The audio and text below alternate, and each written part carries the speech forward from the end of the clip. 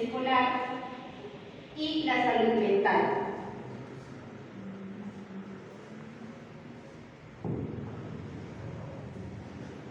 Empezando con la disfunción familiar, son aquellos problemas que se nos presentan dentro del hogar y tenemos como tanto los padres como los hijos atenderlos a normalizar.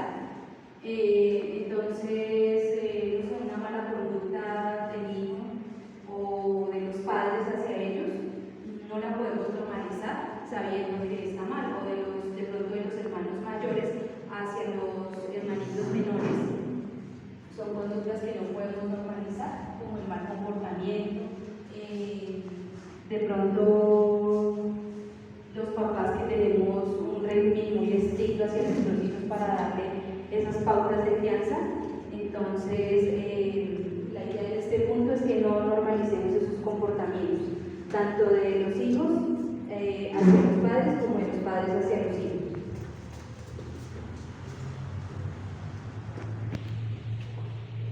Bueno, continuando, está el inadecuado aprovechamiento del tiempo libre. Es algo que comúnmente nos agobia ahorita. ¿Por qué? Porque para ustedes, ¿qué es el tiempo libre? El tiempo libre.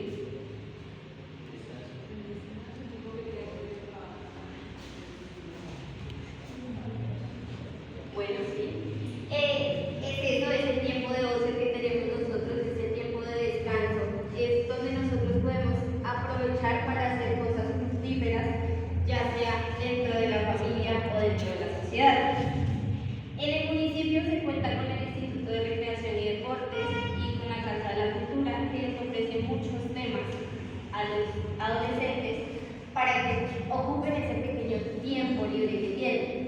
Muchas veces en la casa es muy importante que ellos tengan las normas y las reglas claras para esos tiempos de ocio.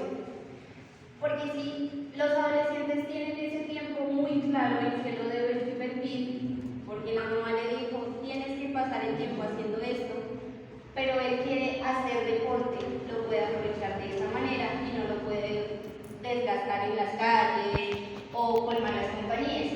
Por lo general, los adolescentes o los ciudadanos en general lo que hacemos es rodearnos de personas que tienen los mismos pensamientos que nosotros. Si yo tengo unas pautas y unas normas muy claras dentro de mi casa, voy a querer rodearme de personas que tengan los mismos pensamientos que yo, que quieran salir adelante, que quieran lograr cada cosa, cada meta que se propone. Pero si dentro de mi hogar no cuento con estas normas claras, voy a querer siempre llamar la atención, voy a querer siempre tener un poco de atención de todos y por eso voy a tener comportamientos inadecuados. Es por eso que tener ese tiempo libre y aprovecharlo de manera adecuada nos lleva a tener una convivencia mucho más sana en la sociedad, en la escuela y en la familia.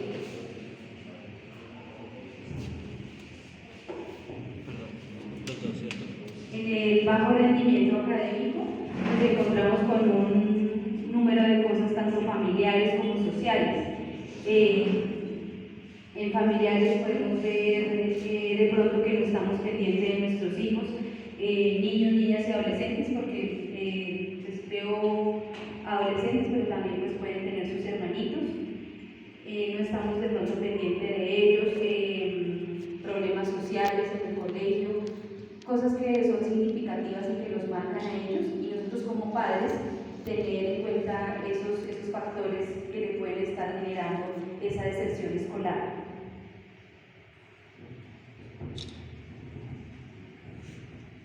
Bueno, por otro lado tenemos la salud mental. Este ítem es muy importante, porque por lo general es a lo que más tenemos que prestarle atención.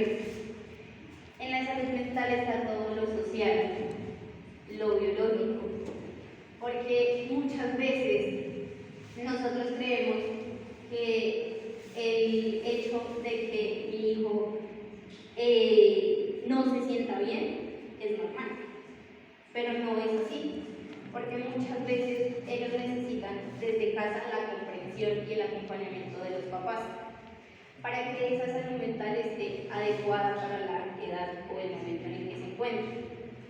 Ya que si digamos, como lo dije anteriormente, ellos tienen su mente ocupada en ejercicio o haciendo alguna otra actividad, el hecho de llamar la atención no va a estar dentro de sus como necesidades o prioridades, sino simplemente va a tener una estabilidad tanto emocional como mental para hacer sus quehaceres diarios, el poder responder en la escuela, el poder responder en su hogar a sus padres con los quehaceres que ellos les pongan. Este ítem es muy importante porque es más darles como un pequeño consejo a los padres de estar para sus hijos en el momento que ellos vean comportamientos inadecuados en ellos, comportamientos donde ellos quieran llamar la atención. Es donde ustedes como padres tienen que realmente darse de cuenta que le está pasando algo y que necesita de su ayuda para que eso no se venga, no traiga consigo problemas más grandes. En la Comisión de Conductas Contrarias contra Previsiones, acá es importante resaltar, y nosotros como padres y como estudiantes también dentro de cada institución, el manual de convivencia. En ese manual de convivencia debe estar estipulado el artículo 20 del Código de Infancia y Adolescencia, donde se protegen a los niños y niñas menores para cualquier riesgo social que esté implicado, puede ser de drogadicción, cualquier abuso con ellos. Es importante que en todas las instituciones este artículo esté pues, en cada manual de convivencia de cada institución. A continuación vamos a hacer una actividad.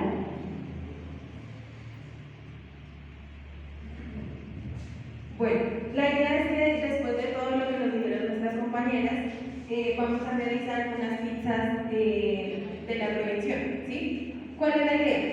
Que nos hagamos en grupitos y, de acuerdo a lo que ya nos dijeron, evidenciemos cuáles son los riesgos a los que comúnmente están enfrentados nuestros hijos. Entonces, digamos, lo que ellas decían como la drogadicción, el bullying, los riesgos de salud mental, todo eso. Entonces ustedes van a decir como, no, yo he visto que mi hijo llega a la casa desanimado, no quiere hacer tareas, o se sale a la calle, tiene unos compañeritos que no son, digamos, que buena compañía. Entonces vamos a hacer esta actividad, yo creo que en grupitos de 5 más o menos, y les entrego las pizzas. Bueno, esta actividad la vamos a hacer los padres a un lado y los hijos al otro. En cuanto a los jóvenes, los padres señalan tres riesgos más principales. Uno, el bullying, ¿sí? Eso hoy en día ya es un delito. Dos, la drogadicción o el consumo de sustancias alcohólicas, o sea, como tal, digamos que la adicción a las drogas ya entra el tema del alcoholismo y el tema del consumo de sustancias psicóticas y el tema de la salud mental. Hoy en día ese es un tema que tenemos como muy alto, un factor de riesgo muy común en los jóvenes, y es a lo que las compañeras estaban queriendo hacer énfasis. Hoy en día tenemos que empezar a prestar atención a todas las alertas que los hijos, o inclusive los padres nos dan día a día. El aprender a conocernos, el aprender a identificar todos estos riesgos, digamos que de cierta manera va a fortalecer el consumo de alcohol y las malas amistades. Entonces, ahí es donde nosotros tenemos que poner atención en qué estamos fallando como padres y como hijos. El siguiente tema que la compañera Isabel va a abordar es el tema de las adicciones. Entonces, pongamos atención porque básicamente la actividad que realizamos es la introducción del tema que ella va a abordar en este momento. Bueno, las adicciones que vamos a continuación, digamos que a nombrarles o a explicarles, son las que comúnmente hemos visto o psicoemocionales.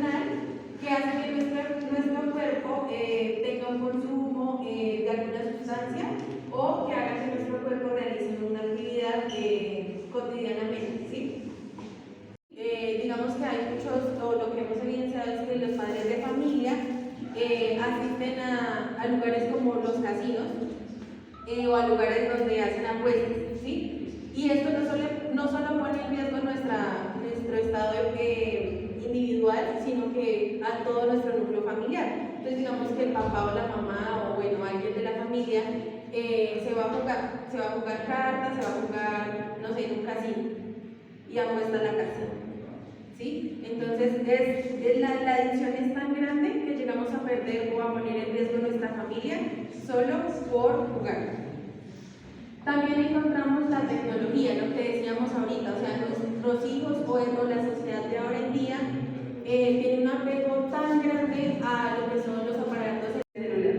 Ni siquiera estamos dejando el celular para ir al baño porque ya eso es como si fuera una extremidad de nuestro cuerpo, ¿cierto? Entonces es otra de las soluciones que tenemos. Los compradores compulsivos son aquellas personas que para satisfacer o para suplir ese sentimiento de tristeza o de vacío que tenemos, empieza a comprar cosas que en realidad no necesita, ¿sí? Entonces sale y para sentirse feliz lo que hace es, no sé, comprar cosas para la casa, o en el caso de las mujeres lo que hacemos, digamos que constantemente, o las que sufren de esta patología, es que empiezan a comprar cosas para sentirse más bellas. En caso de los hombres, cosas como videojuegos o que digamos que nutran nuestro ser, ¿sí? Solo como individual. Al trabajo, que nosotros como identificamos que no, es que mi papá se va de la casa a trabajar, llega a la casa a trabajar, no me da el tiempo que yo quiero, que yo necesito, no me escucha, no me dedica tiempo de calidad, no sale conmigo al parque, a comerse un helado y yo quisiera hablar con alguien, ¿cierto? Entonces son esas personas que hasta para la casa se llevan el trabajo, no tienen un descanso. En las adicciones de gestión alimentaria encontramos lo que es el comedor compulsivo, y es aquella persona que en todo momento necesita estar consumiendo algún tipo de alimento, ¿sí? Digamos que no puede dejar de hacerlo porque ya es una necesidad que el cuerpo se lo pide, ¿sí? En todo momento tiene que estar consumiendo algún tipo de alimento. La anorexia y esta y la bulimia son unas de las adicciones que más encontramos en los colegios porque a veces no sabemos expresarnos con nuestros compañeros y les decimos, no, es que usted está como muy gordita, no, es que usted está muy fea, es que a mí no me gustan así, ¿sí? Entonces, ¿qué hace eso? Que crea una inseguridad en nosotros, y lo que tienden a hacer las personas es, no quiero comer, ¿sí? Entonces, esto es la anorexia, o sea, evitar el consumo de alimentos o hacerlo en una cantidad muy pequeña, ¿sí? Esto con el fin de vernos estéticamente bien o ser aceptados por nuestros compañeros. Y la bulimia es el caso de que las personas consumen el alimento, pero lo que hacen es producirse vómitos, ¿sí? O en diferentes circunstancias lo que hace la persona es que consume diferentes laxantes con el fin de que la comida salga más rápido de nuestro cuerpo. Y por último, las que más afectan, yo creo que en este momento a nuestros jóvenes, a nuestros niños en esta sociedad, son el consumo de sustancias psicoactivas, ¿sí? Dentro de este consumo de sustancias encontramos diferentes tipos, y están las drogas estimulantes, que son todas aquellas que hacen que nuestro sistema nervioso esté, digamos, como al, ¿sí? El LSD son esos cartoncitos que tienen sustancias químicas y muchas veces los dan a nuestros hijos como algo normal, como un dulcecito, pero son sustancias muy agresivas en nuestro cuerpo.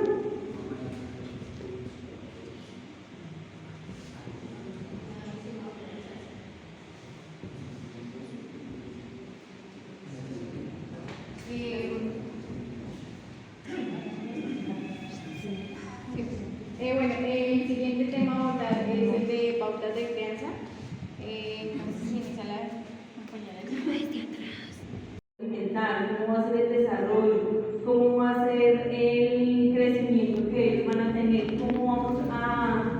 darles esos valores y esas pautas para que ellos sean unas personas de bien ante la sociedad.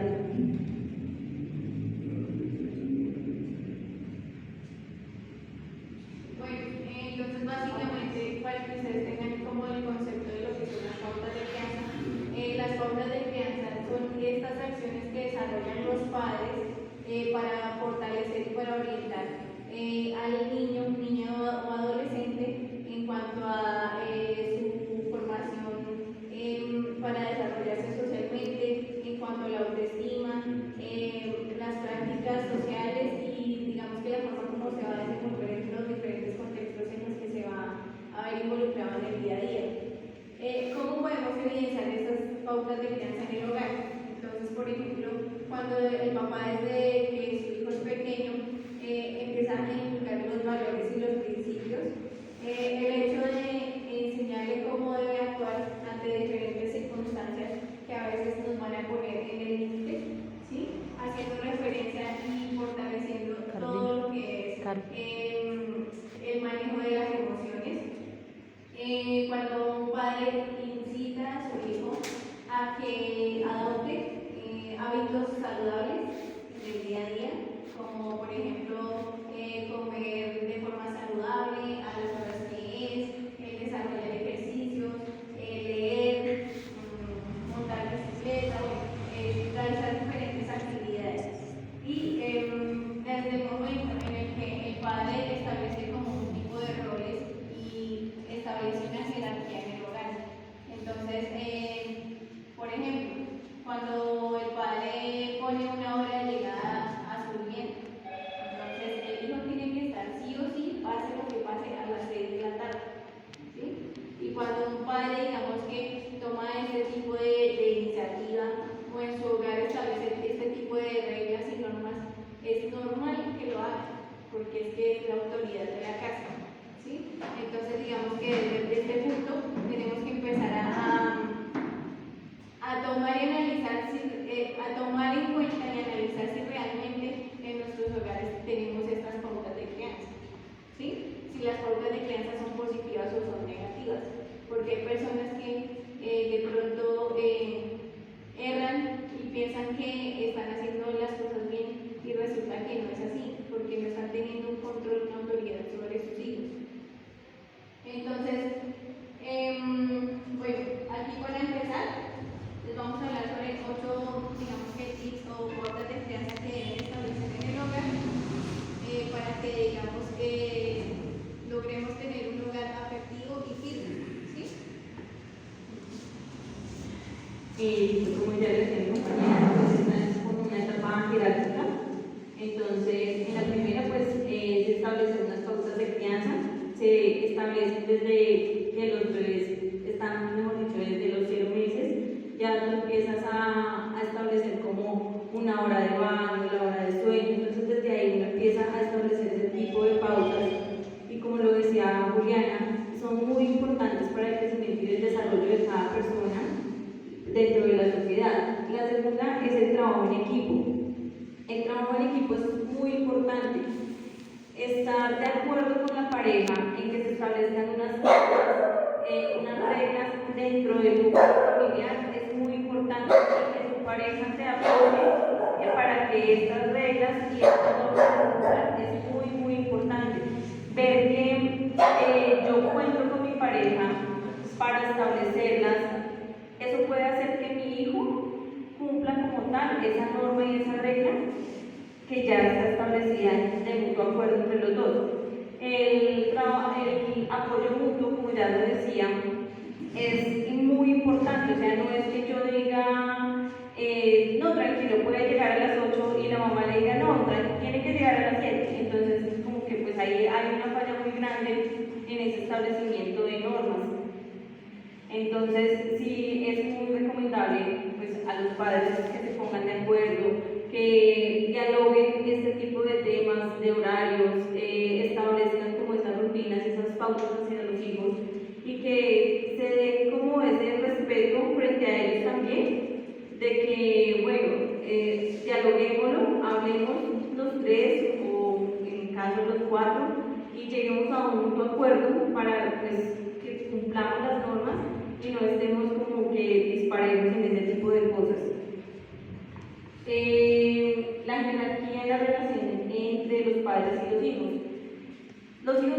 tener claro que los padres son la autoridad mayor de la casa. O sea, eso sí es súper claro y no debemos por qué faltarle al respeto porque pues ellos son como la base, como nuestro sustento, ellos son los que salen a trabajar, son los que nos están dando la alimentación, la educación. Entonces yo creo que debemos de tener en cuenta y tener en claro que ellos son el apoyo fundamental, nosotros debemos de confiar en ellos. Yo creo que si los padres confían en los hijos también deberían de confiar en los padres. O sea, tener una relación afectiva muy cercana es algo muy chévere, porque pues son relaciones que uno mantiene, uno va a vivir más feliz, va a estar emocionalmente súper guau. Entonces, sí hay que tener como claro eso, tener el respeto mutuo de los padres hacia los hijos y los hijos hacia los padres. Entonces, pues esa es como la primera intervención. Sí, digamos que también es importante tener en cuenta que debemos hacer primero la diferencia entre padres y amigos. ¿Sí? Una vez usted es amigo de su hijo, esto hace que el ejercicio de la autoridad se pierda. ¿Sí? Por eso es importante. No les estoy diciendo que no sean amigos de sus hijos, no. Es importante que aprendamos que, digamos, hay dos momentos. El primero, el padre tiene que ejercer y estipular qué es la autoridad de la casa. ¿Sí? Seguido a eso, ahí sí tiene que ganarse la confianza de su hijo para establecer una relación de amistad. ¿Sí? En cuanto al tema de cómo debe ser, digamos que esa autoridad, debe ser de una manera afectiva y debe ser de una manera firme, porque no está bien, digamos que nosotros como padres pensemos que el ejercer la autoridad es golpearlos, ¿sí? O el ejercer la autoridad es llevarlos al límite de decirles, no me salen por un mes, o se quedan sin celular por 2 semanas. No, el ejercicio de la autoridad básicamente es generando acuerdos, como lo decía mi compañera en el tema de la toma de las decisiones. Es importante que se llegue a un debate. O sea, no hay debates positivos y hay debates negativos. El hecho de que nos sentemos como padres e hijos y acordemos, tomemos decisiones. Yo doy mi punto de vista como padre, usted da su punto de vista como hijo, se llega a un acuerdo y esto hace que disminuya como el conflicto entre los padres. ¿Sí? En cuanto al último punto, el ejercicio de la autoridad, en este quiero hacer énfasis en que los papitos debemos aprender a decir no, sin sentirnos culpables. ¿Sí? Y los hijos tenemos que aprender a aceptar que el papá nos diga que no, porque es que un papá nunca va a querer, digamos, algo malo para su hijo, por el contrario, un papá siempre va a querer lo mejor para su hijo. Entonces, el hecho que el papá, que el niño tiene 13 años, la niña tiene 12 años, 15 años, y no es, papá me voy a una fiesta, no. Primero que todo, ustedes conocen el ciclo social que manejan sus hijos. Sabemos dónde van a estar, con quién van a estar. ¿Sí? Ustedes mismos nos estaban diciendo, uno de los riesgos a los que se someten nuestros hijos es el tema del abuso sexual, el acoso. Hoy en día, por ejemplo, el hecho de, y se está viendo mucho, no estoy lejos de las instituciones porque pasa, en Zipaquirá, en cualquier institución educativa, el hecho de estar en plena confianza, yo creo que ella es mi amiga o él es mi amigo, le mando una foto íntima y ¿qué pasa? ¿Qué viene de ahí en adelante? Viene el hecho del acoso, viene el hecho de la extorsión. Es un tema que no está lejos de la realidad, está pasando aquí en Zipaquirá y es dentro del mismo vínculo social, son nuestros mismos compañeros. ¿Sí? Puede que yo se la haya pasado a mi pareja confiada y resulta que Pepito Pérez se la pasó a un amigo. ¿Qué intenciones va a tener ese amigo después? Empieza por las redes sociales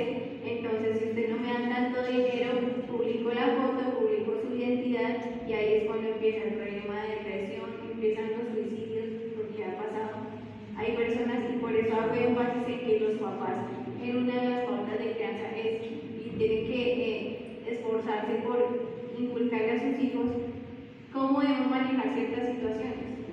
Porque pasa que hasta los adultos, digamos que en un tema de acoso o de chantaje, nos ponen al límite y no podemos con eso y ocurre el suicidio. Entonces, básicamente ese es como el mensaje que les queremos transmitir. Los hijos entiendan a sus padres, ellos se esfuerzan día a día por hacer lo mejor. La rebeldía, créanme, no los va a llevar a ningún lugar. ¿Sí? Tenemos muchos casos y nosotros como psicólogos, como trabajadores sociales, vemos personas en la calle mal, por así decirlo y coloquialmente, llevados. Perdieron su vida, perdieron su familia y olvidaron quiénes eran y cuál era su proyecto de vida. Es importante que nosotros como padres también trabajemos de la mano del proyecto de vida. Así como yo le decía a los hijos, el papá tenía unos objetivos, tenía unas metas antes que nosotros llegáramos. ¿Qué pasó con esas metas de nuestros papás? ¿Cuántos de aquí querían ser abogados, médicos, enfermeros, psicólogos, chefs? ¿Qué pasó con esos sueños? Nosotros como hijos valoremos todos los sacrificios que hacen nuestros papás y los papás. Siempre nuestro deber va a ser estar de la mano con nuestros hijos, acompañándolos con los mejores consejos, con la autoridad y con mucho amor. Entonces, básicamente ese es el mensaje que les queremos dejar. Para cerrar vamos a hacer una actividad de reflexión. Es la última, se los prometo, y esperemos que pues básicamente les haya gustado la actividad y podamos abrir más espacios para compartir con ustedes.